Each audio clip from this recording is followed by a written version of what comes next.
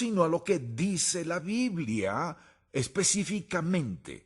La palabra de Dios afirma claramente que ese es el deseo de Dios, el corazón del Dios Todopoderoso, el Dios único y verdadero Jehová, que por medio de Jesucristo, a quien envió a morir en la cruz, quien pagó nuestra deuda total de pecado, y que nosotros aceptaríamos a Cristo como nuestro Salvador, y luego entablaríamos una relación estupenda entre nosotros y Dios. Ese es el deseo del corazón de Dios. Y escucha atentamente, si una persona no quiere que Dios intervenga en su vida y rechaza a su Hijo Jesucristo, y luego vive apartada de Él, habrá elegido eso mismo, rechazar a Cristo.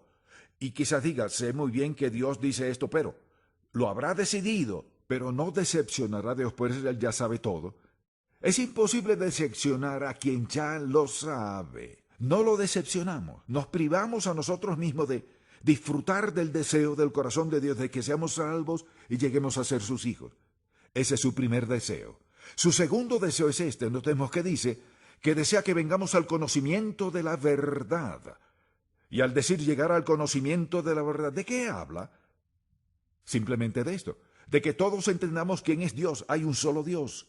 Y Él lo dijo claramente. Por ejemplo, en toda la Biblia, el mayor pecado contra el cual habla más que de todos los demás es la idolatría. O sea, creer en otro Dios. Y alguien dirá, ¿quiere decirme que hay un solo Dios, solo uno? Yo sé que esto molesta a algunos, pues dicen, yo no creo en esto. Entonces lo que deben decidir es esto. Usted quiere creer en la palabra de Dios eterna, de Dios que es inspirada, infalible, sin errores, la que muchos han criticado, la han quemado, la han hecho añicos, han hecho lo posible por eliminar definitivamente la palabra de Dios sobre la faz de la tierra, ha sobrevivido a toda persecución, a todo tipo posible de rechazo, y aún así sigue siendo la palabra más poderosa que exista, ya que proviene del único Dios verdadero. Así que a la vista de Dios es básico que Él desea que entendamos quién es Él. No basta con ser salvo. Hay muchas personas que reciben a Cristo como su Salvador, asisten a la iglesia, se bautizan y todo concluyó, ya están adentro. Ya soy salvo y ya me bauticé, por lo que ya estoy adentro. Eso no es el corazón de Dios.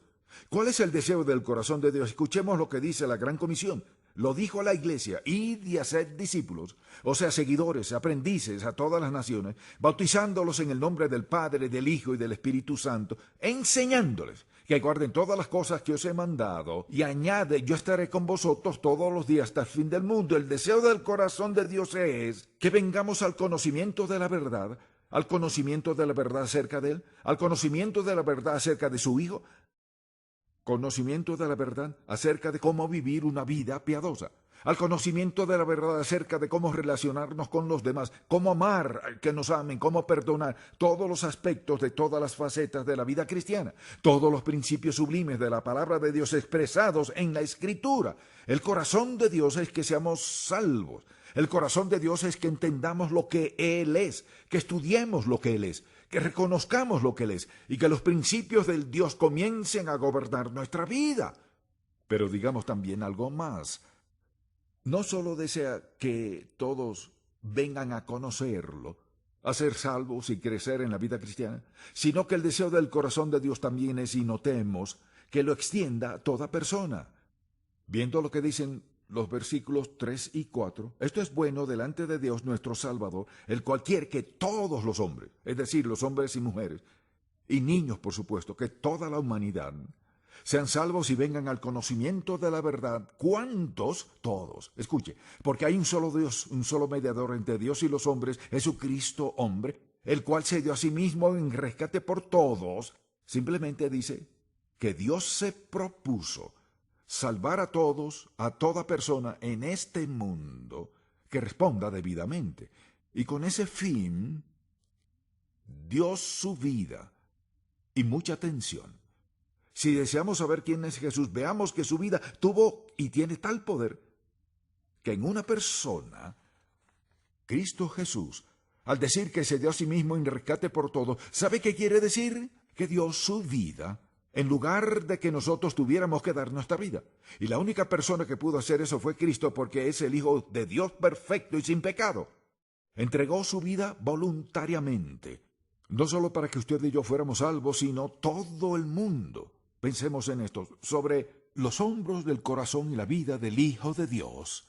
Dios Padre tomó todo el pecado de toda la humanidad, regresando hasta Adán y hasta la última persona que nazca, y puso toda la culpa de toda la humanidad sobre él, y luego lo hizo crucificar para pagar esa deuda de pecado a fin de que el mundo entero tuviera el privilegio de ser salvo. Escuchemos lo que dice, por ejemplo, en Primera de Juan, capítulo 2, con toda claridad. Escuche lo que dice en el capítulo 2, versículo 1. Hijitos míos, estas cosas os escribo para que no pequéis, y si alguno hubiere pecado, abogado tenemos para con el Padre, a Jesucristo el justo. No que tengamos algo que podamos hacer, tenemos a un abogado ante el Padre, y él, Jesucristo, es la propiciación por nuestros pecados, y no solamente por los nuestros, sino también por los de todo el mundo. Así que al oír a todos los falsos profetas que andan por todo el mundo hablando sus filosofías, lo cierto es que solo hay una persona que puede pagar por nuestra deuda de pecado, y es Jesucristo. Él murió por los pecados del mundo entero. Escuchemos lo que dice. Y Él es la propiciación, el sacrificio vivo por nuestros pecados, y no solamente por los nuestros, sino también por los de todo el mundo. No importa cuál sea nuestro idioma, no importa cuál sea nuestra cultura, no importa lo que hayamos hecho, no importa de dónde seamos. Lo único que importa es nuestra fe sencilla como de niño en esta verdad, que el único Dios verdadero, Dios Padre, envió a su Hijo unigénito al mundo, Jesucristo, al niño sin pecado nacido de una virgen, y lo envió acá a fin de revelar al Padre y cómo es, pero primordialmente a morir en la cruz para pagar toda nuestra deuda de pecado. Y puesto que sin pecado pudo hacerlo como nadie más, y nadie más puede salvarnos, perdonarnos, limpiarnos, ni darnos vida eterna, sino el Hijo de Dios. Ese es el propósito, el plan y el deseo del corazón de Dios. Y nos dice que no quiere que ninguno perezca, sino que todos vengan al conocimiento de la verdad, acerca del Hijo de Dios y de quién es el único Dios verdadero. ¿Y qué lugar tiene eso en su vida? A veces ha pensado que quizá quisiera asistir a la iglesia, pero que es inútil. Quizá quisiera pensar en ser cristiano, pero al examinar su pasado, su culpa, su pecado, su desobediencia, todo en lo que ha participado, a todo lo que ha herido, quizás haya perseguido, quizá le ha quitado la vida a alguien. O si repasáramos toda la lista de pecados mencionados en Romanos capítulo 1, quizá de él, parece que me habla a mí. No importa lo que usted haya hecho, ni dónde haya estado, lo cierto es que en el momento en que esté dispuesto a reconocer su pecaminosidad, no importa quién sea usted, lo salvará Dios, sí lo hará. El deseo de Dios para nosotros, su deseo de que lo conozcamos y seamos salvos, ¿fue que lo motivó? Realmente fue su motivo por tres cosas. En primer lugar, por su conocimiento de nuestra situación pecaminosa. Él sabe lo pecadores que somos. Sabe que usted y yo somos incapaces de hacer nada para salvarnos. ¿Qué puede usted hacer para lograr que Dios lo acepte? Puedo ser bueno. ¿Qué tan bueno? No lo sé, pero puedo dar a ¿cuánto? No sé. Puedo decir mis oraciones. ¿Cada cuánto? No lo sé. Puedo asistir a la iglesia. ¿A cuál iglesia? No sé. Puedo servir a Dios en alguna forma. ¿Por cuánto tiempo y en qué?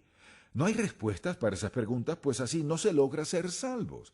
Escuche lo que dice la palabra de Dios, escuche. No por obras de justicia que nosotros hubiéramos hecho, sino por su misericordia.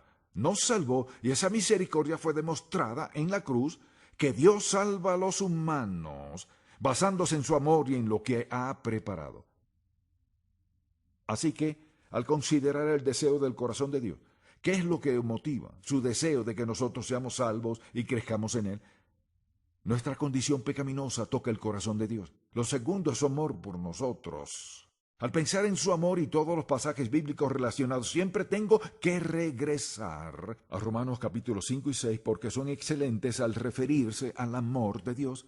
Así habla de nuestra condición pecaminosa. Pero escuchemos esto.